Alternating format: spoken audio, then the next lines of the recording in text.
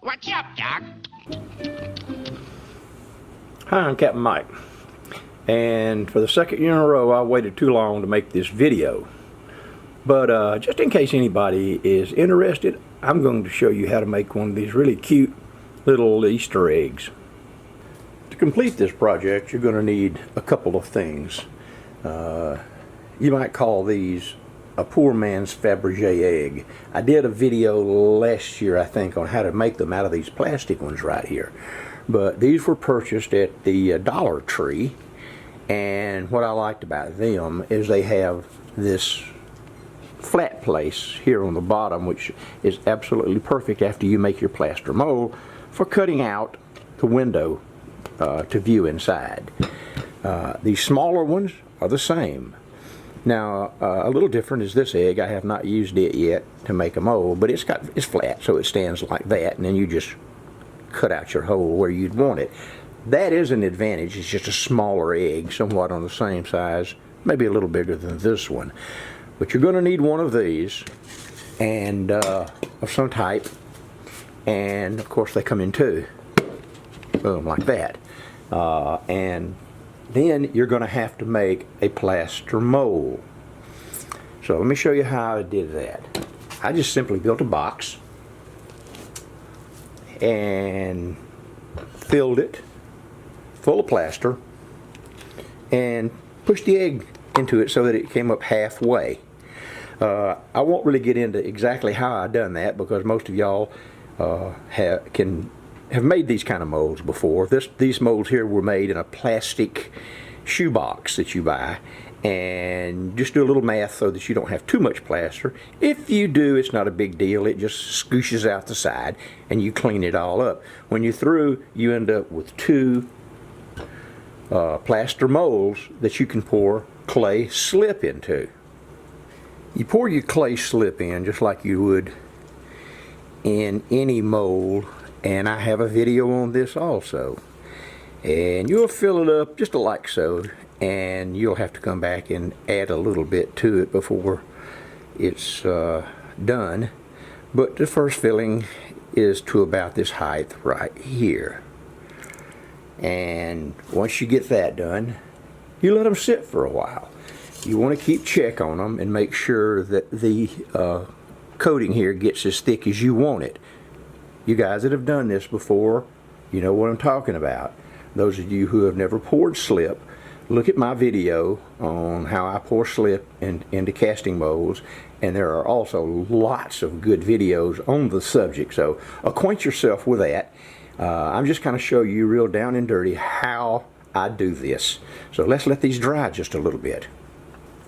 Okay, while our slip is setting up, let's go ahead and kind of try to get ahead of the game, and maybe I won't get too far ahead. But when you buy these eggs at Dollar Tree, go ahead and buy you two, because you're going to want to cut one of them up. It's the sacrificial egg. So what I did is I cut off the end of it, and it'll look something like this. And the reason for it is you're going to have something to go as a platform inside of here to put your whatever you're going to put in it. So I built my platform. Now this is all just one big experiment. You guys are going to have much better ideas than me. But I'm going to show you what I do. I just took me some, excuse me, put out of my mouth. I took me some pretty good foam here and just draw you a circle around it. Just using this as a template. That's all it is. It's just a template. And that's going to be close to the inside. Not exact. And I'll tell you why it's not exact. Because this stuff, once it dries and you biscuit, it's going to get smaller, and then it's going to get even smaller still after you have glazed it. But you can start with this, and then you just come on the inside, and you can, as you cut it out when you get ready, you can make it smaller and smaller until you can poke it in that hole and glue it down with some E6000 or something. And once it's a flat platform, then it's ready to put your little doll or your whatever little toy you want to put in there. Now you can spray this stuff here a color, or you can leave it white, whatever you want to do. But that's where we go with that. So we've made our molds. We filled them full of let them dry. And it takes a while to let these molds dry. That's why you won't get it done by this Easter. Hopefully I'll get this video done by this Easter, but we'll see. Then once they're dry, you will cast this, and then you will pour it out and let them dry to leather hard, and you'll join them. So pretty much that's where we stand until we can pour that out of the mold and demold them. While we're waiting for this slip to set up, I went ahead and started making my little platform here. As you can see, I cut on the inside of the black line, but I know that's going to be much too large. But you have to start somewhere. You can continue to trim it. A tip is if you can cut it with an angle here all the way around, that's going to help it sit on the inside of the contours of the egg. So that's something that you can keep in mind. Also, while you're waiting on this, it's a good time to get whatever you think you might want to insert inside of the egg. Anything that will fit in any of the sizes works great. I have a large collection. I even have this little dancing bear. How about that? And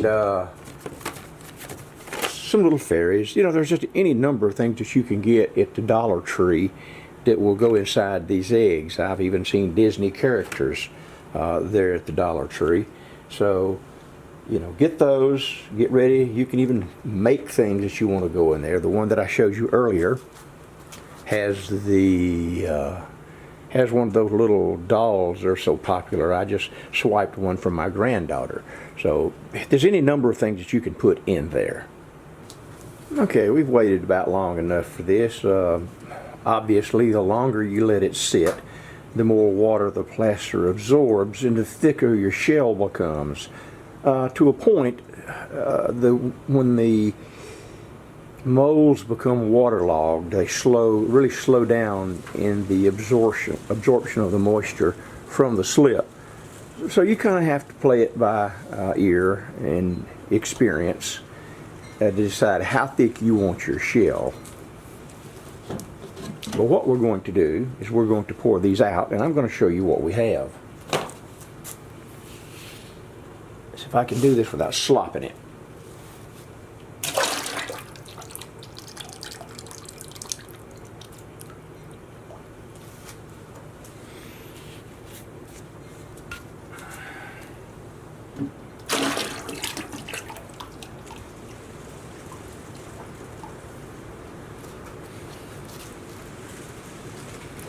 Alright, that's good enough for right now.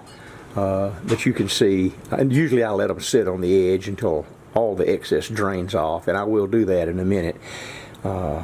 And we will, after they've set and drained, you let them sit like this for however long it takes, depending on the temperature and the humidity where you are, until the shell begins to release along the edge, and then you can turn it upside down and it'll fall out. At that particular point, it's still very fragile. And it squishes easily. I usually use a piece of glass, and I will lay it on top, flip it up, and it'll fall out on a piece of glass and it won't deform. So now that's all we can do on these, is just let them dry until we can take them out of the mold. Okay, to speed this video up, I went ahead and had some shells that I had previously made.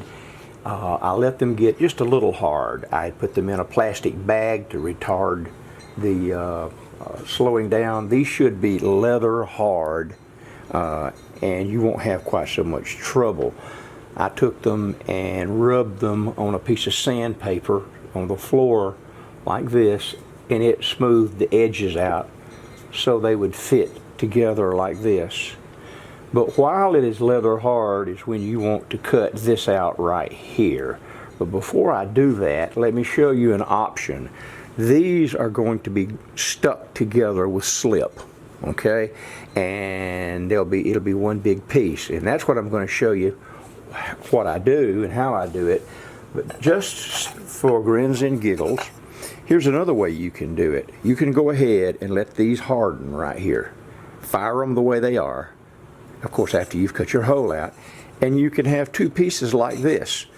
and then you can glue them together with whatever kind of glue that you want to. Now I would go ahead first and put whatever kind of paint. You could paint these or you can glaze them, whatever suits you.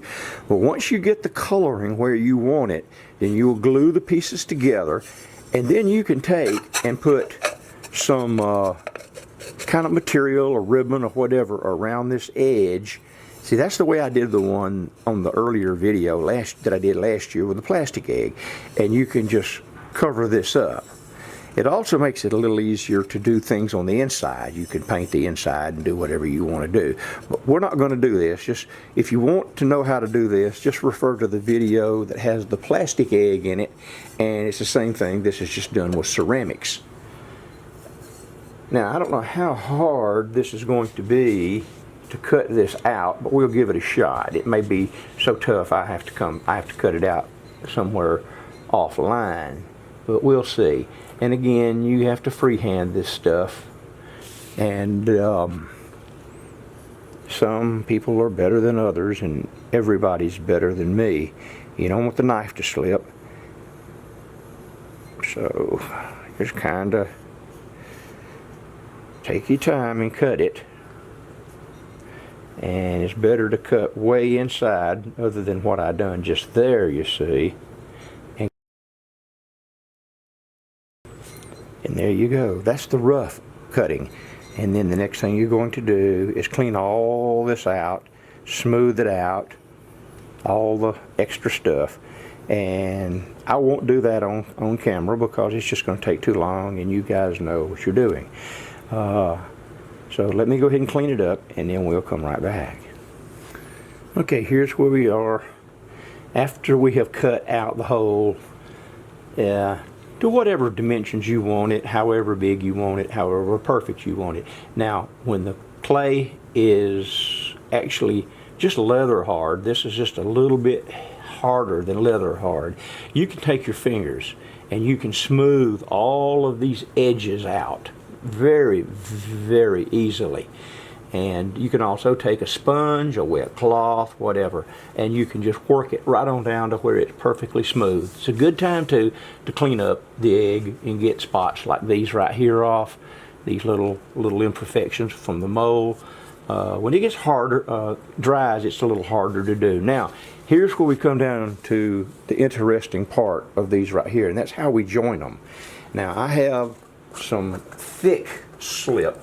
A lot of people who do who turn on a regular clay throwing table, they call slip basically this. It's just thicker stuff. To me, slip is casting slip, and it's a lot thinner. So what you have to do is you have to get you some on your brush, and you have to work pretty quick to start with, and it's going to make a mess, and that's okay. That is okay. Messes are totally acceptable. And what I do is I put it all on the edge, just slop it in here, because you can get inside the egg now. If you don't do the opening first, this ends up being a little bit tough. So get both sides and get a little slip on them. If you want your slip to be thicker than this, it's fine. You can't do it wrong. It's just however it works with you. And just put it on there nice and good, nice and thick.